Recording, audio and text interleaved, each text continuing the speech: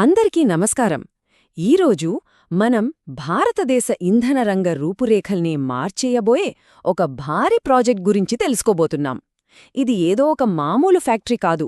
మన దేశం గ్రీన్ ఎనర్జీలో ఒక కొత్త శకానికి నాంది పలుకుతోంది. వామ్మో! ఈ నంబర్ చూడండి, $10 బిలియన్. అంటే ఎంతనుకుంటున్నారు? మన కరెన్సీలో సుమారుగా 83,000 కోట్ల రూపాయలన్నమాట. అవును, మీరు విన్నది కరెక్టే.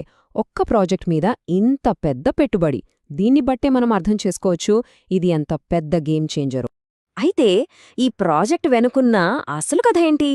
సింపుల్గా చెప్పాలంటే ఇది మన దేశాన్ని ఇప్పటిదాకా ఇంధనాన్ని కొనుక్కునే దేశం స్థాయి నుంచి ప్రపంచానికే స్వచ్ఛమైన ఇంధనాన్ని అమ్మే దేశంగా మార్చబోతోంది. ఇది నిజంగా ఒక చారిత్రాత్మకమైన మార్పు. సరే, మరి ఈ ప్రయాణంలోకి కొంచెం లోతుగా వెళ్దాం. అసలు ఇండియా ఎందుకు ఇంతలా గ్రీన్ ఎనర్జీ వైపు చూస్తోందో అర్థం చేసుకుంటే ఈ కాకినాడ ప్రాజెక్ట్ ప్రాముఖ్యత ఏంటో మనకు ఇంకా క్లియర్గా తెలుస్తుంది. మనలో చాలామందికి తెలియని విషయం, అమ్మోనియాలో 2 రకాలుంటాయి.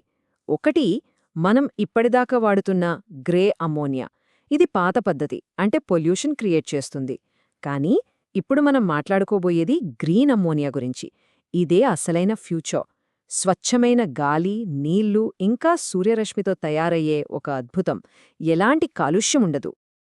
ఇప్పుడు దేశం మొత్తం మీద నుంచి మన ఫోకస్ని ఆంధ్రప్రదేశ్లోని కాకినాడ తీరానికి షిఫ్ట్ చేద్దాం. అక్కడే ఈ భారీ మెగా ప్రాజెక్టుకి పునాది పడుతోంది. మరి ఇంత పెద్ద ప్రాజెక్ట్ను ఎవరు నడుపుతున్నారు? ఏఎం గ్రీన్ అనే ఒక ఇండియన్ కంపెనీ దీనికి లీడ్ తీసుకుంటోంది. కానీ వాళ్లు ఒక్కరే కాదు, వాళ్లతో పాటు సింగపూర్, మలేషియా, అబుదాబి ఇలా ప్రపంచంలోని అతిపెద్ద ఇన్వెస్టర్లు చేతులు కలిపారు. ఇది ప్రాజెక్ట్ మీద వాళ్లుకున్న నమ్మకాన్ని చూపిస్తోంది. ఇక్కడ వీళ్లు చాలా తెలివైన ప్లాన్ వేశారు. కొత్తగా భూమిని వెతికి మొదటినుంచి ఫ్యాక్టరీ కట్టడం లేదు. దానికి బదులుగా ఒకప్పుడు మూతపడిన నాగార్జున ఫర్టిలైజర్స్ ప్లాంట్కే కొత్త జీవం పోస్తున్నారు.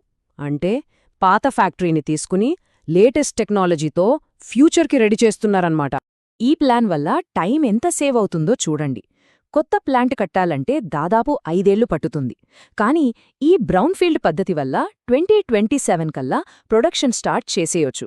అంటే మనం 2 ఏళ్లకు పైగా సమయాన్ని ఆదా చేస్తున్నాం. ఓకే, సోలార్ విండ్ ఎనర్జీ అనగానే మనందరికీ వచ్చే ఫస్ట్ క్వశ్చన్ ఏంటి? రాత్రిపూట గాలి లేనప్పుడు పరిస్థితి ఏంటి అని. మరి ఆ ప్రశ్నకు ఈ ప్రాజెక్ట్ ఎలాంటి అద్భుతమైన సొల్యూషన్ ఇస్తుందో చూద్దామా? అవును, ఇదే మనందరి మదిలో మెదిలే ప్రశ్న.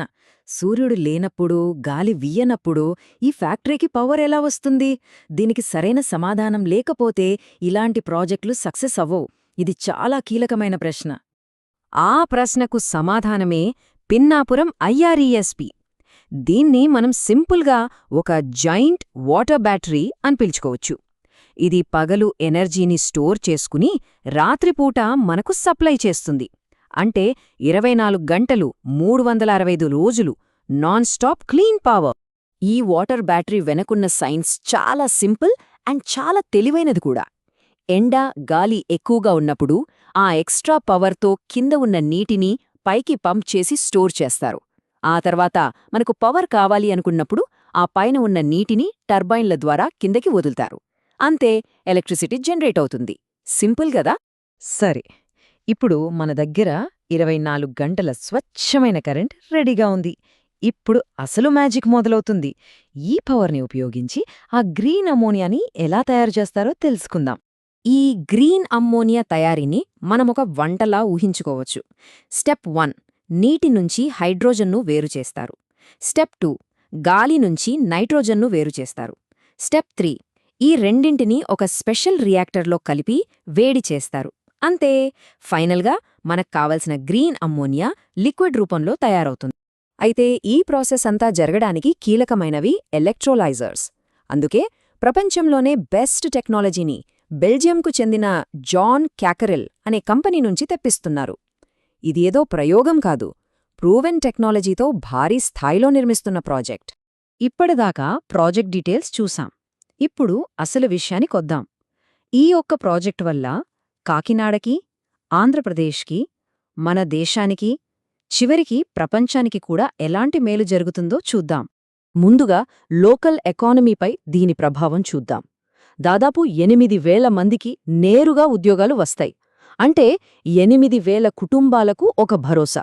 అంతేకాదు, దీనికి అనుబంధంగా ఇక్కడే ఒక ఎలక్ట్రోలైజర్ ఫ్యాక్టరీ కూడా రాబోతుంది. ఇది నిజమైన అభివృద్ధి అంటే. ఇది కేవలం ఒక వ్యాపార ఒప్పందం మాత్రమే కాదు, ఇది ఒక స్ట్రాటజిక్ విన్. జర్మనీ లాంటి యూరోపియన్ దేశం మన దగ్గర తయారైన గ్రీన్ అమ్మోనియా కోసం అప్పుడే అగ్రిమెంట్ చేసుకుంది.